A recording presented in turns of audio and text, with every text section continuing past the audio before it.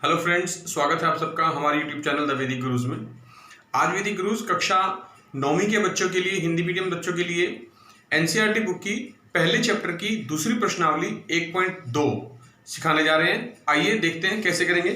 देखिए, प्रश्नावली 1.2 का पहला सवाल ले रहे हैं। पहला प्रश्न जिसमें लिखा है, नीचे दिए गए कथन सत्य हैं या असत्य है, हमें उनकी जांच करनी है और अपने उत्तर कारण सहित बताने हैं।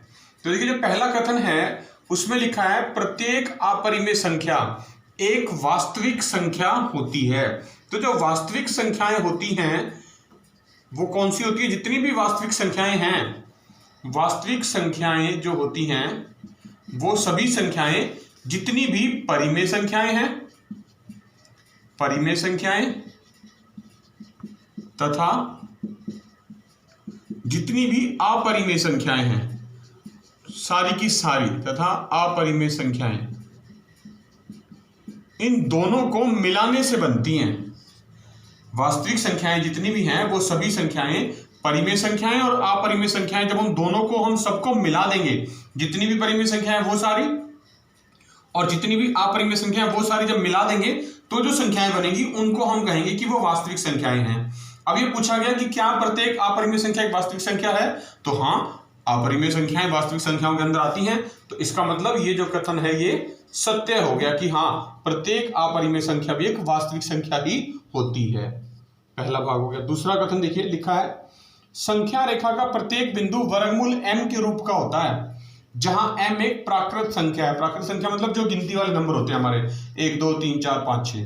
तो वर्गमूल m के रूप में संख्या रेखा का प्रत्येक बिंदु वर्गमूल m के रूप में प्रदर्शित किया जा सकता है, वो ये कह रहा है। तो बिल्कुल नहीं किया जा सकता, ये कथन बिल्कुल असत्य है। क्यों असत्य है? क्योंकि मान लीजिए, क्योंकि अगर हम लें, यदि हम वर्गमूल 2 और वर्गमूल 3 के बीच, वर्गमूल 2 और वर्गमूल 3 के बीच कोई भी संख्या लिखें, कोई भी संख्या लिखें,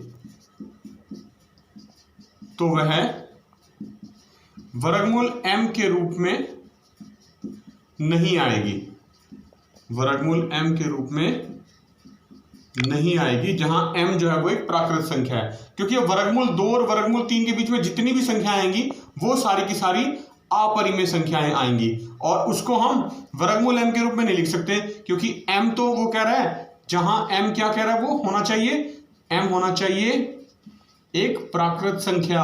और प्राकृत संख्या कौन सी होती है? जो हमारे पास 1 2 3 4 5 6 जो गिनती वाले अंक होते हैं वो सभी प्राकृत संख्याएं होती हैं। अब वर्गमूल 2 और वर्गमूल 3 के बीच में तो वर्गमूल 2.1 भी आएगा, वर्गमूल 2.2 भी आएगा, 2.1 2.2 ये कोई प्राकृत संख्याएं नहीं है। तो इसलिए जो दूसरा कथन है वो असत्य है। अब बात करेंगे तीसरे कथन की। वो कह रहा है, प्रत्येक वास्तविक संख्या एक अपरिमेय संख्या होती है। नहीं, ये कथन भी असत्य है। क्यों असत्य है? क्योंकि ये पहले वाले भाग का उलट है। कैसे? हमने कहा था जो वास्तविक संख्याएं होती हैं पहले भाग में वो सारी की सारी परिमेय संख्याएं और अपरिमेय संख्याएं दोनों को मिलाने से बनती हैं। तो वास्तविक संख्याओं के अंदर तो परिमेय संख्याएं भी आएंगी। ये कह रहा है कि सिर्फ अपरिमेय संख्या होनी चाहिए। तो ये कथन जो है वो असत्य हो गया, इसलिए क्योंकि वास्तविक संख्याओं के अंदर परिमेय संख्याएं और अपरिमेय संख्याएं दोनों होती हैं। तो तीसरा कथन भी जो है वो असत्य सिद्ध हो गया है। देखिए, दूसरा प्रश्न है प्रश्नावली 1.2 का। लिखा है, क्या सभी धनात्मक पूर्णांक कौन से होंगे? जो 0 से शुरू होते होंगे और प्लस वाले नंबर जिनमें माइनस साइन नहीं आएगा, 0 1 2 3 4 5 6 ऐसे चलता जाएगा। इसमें हम 0 भी नहीं शामिल करेंगे, क्योंकि धनात्मक की बात की गई है और 0 का जो चिन्ह होता है वो ना तो धनात्मक होता है और ना ही ऋणात्मक होता है। तो जो गिनती वाले नंबर बचे हमारे पास, 1 से लेके आगे तक 2 3 4 5 6 चलते जाएंगे, वो कह रहा है, क्या सभी धनात्मक पूर्णांकों के वर्गमूल अपरिमेय होते हैं? तो इसका उत्तर है नहीं होते। सभी धनात्मक पूर्णांकों के वर्गमूल अपरिमेय नहीं होते। तो उसने कहा भी अगर नहीं होते तो एक उदाहरण दीजिए, ऐसी संख्या के वर्गमूल का उदाहरण दीजिए जो एक परिमेय संख्या तो बहुत सारे हैं, एक क्या बहुत सारे। देखिए शुरू करते हैं एक से ही। मान लीजिए अगर हम ये वर्गमूल का चिन्ह देखिए, एक का वर्गमूल निकालते हैं तो हमें पता है एक होता है। फिर उसके बाद अगर हम 4 का वर्गमूल निकालें तो वो क्या होता है 2। यहां पर एक जो है वो एक परिमेय संख्या है, आप देख सकते हैं एक परिमेय संख्या है। 2 भी एक परिमेय संख्या है।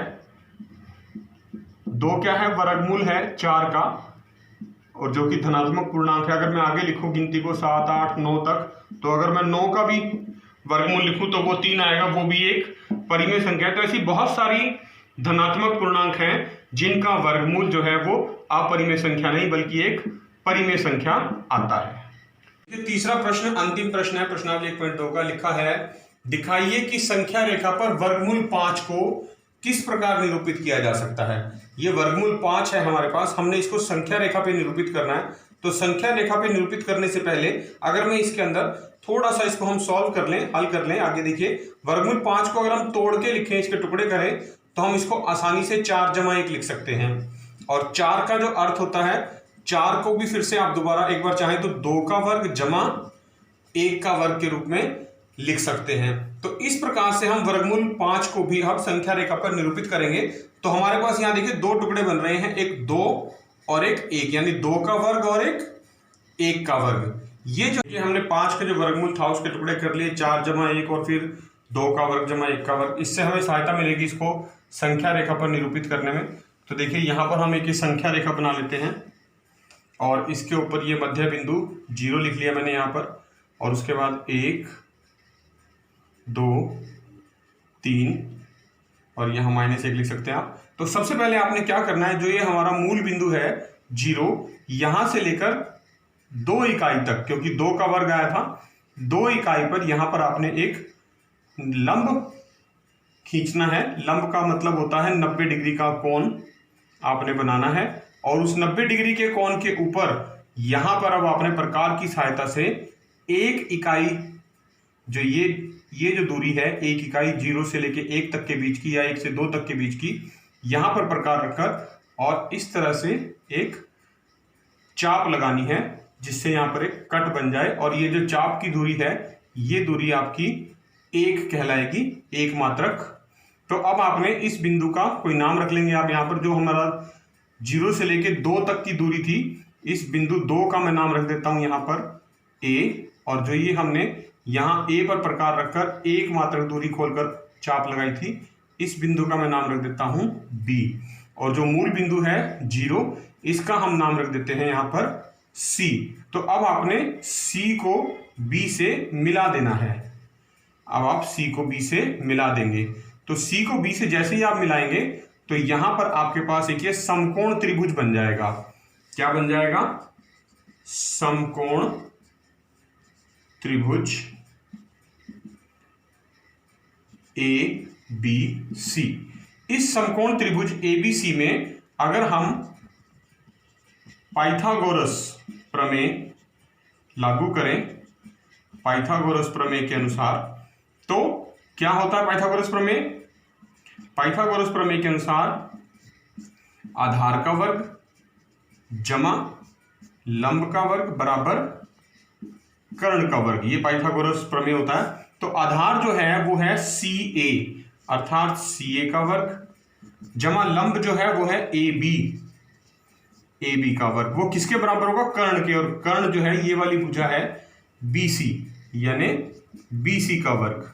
तो जो CA का मान है, देखिए C से लेके A तक के बीच की जो दूरी है वो 2 मात्रक है, तो यहां 2 लिख देंगे हम, 2 का वर्ग जमा AB की जो दूरी है वो 1 है, 1 का वर्ग बराबर BC का वर्ग। तो देखिए 2 का वर्ग होता है 4 जमा 1 का वर्ग होता है 1, BC का वर्ग, तो ये आ गया BC का वर्ग बराबर 5 और BC बराबर वर्गमूल 5। तो ये जो कर्ण की जो लंबाई आ गई हमारे पास, ये वर्गमूल 5 आ गई। ये जो वर्गमूल 5 है ये दूरी B से C तक के बीच की है।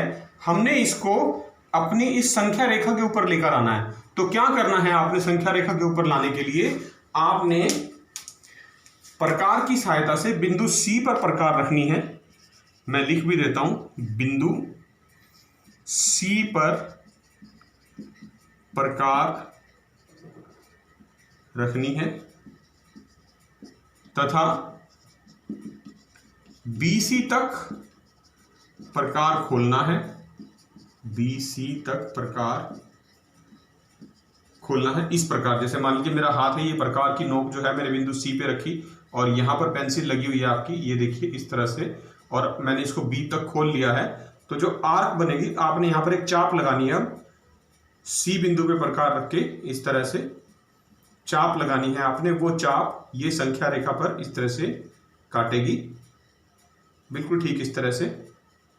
ये आपने पेंसिल की सहायता से, प्रकार की सहायता से करना है। तो यहां पर जो हमारे पास ये बिंदु आएगा, 2 से थोड़ा सा आगे, जो 2 वाला बिंदु था, इसका नाम हमने A रखा था।